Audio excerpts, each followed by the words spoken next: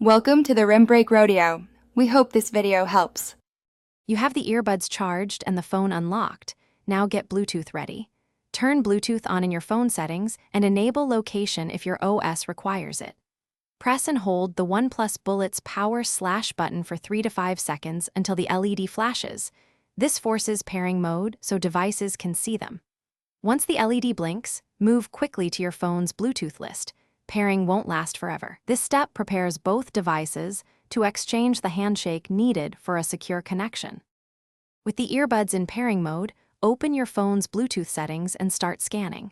You'll see OnePlus Bullets appear. Tap it to begin the pairing handshake. Your phone may prompt you to confirm a PIN or accept permissions. Agree so the profiles, audio, and call can install. Make sure media volume is up and no other nearby paired device is actively connecting, because that can interrupt the process. Once the phone shows connected, play a short audio clip to verify left and right channels and microphone routing. Once connected, finalize settings.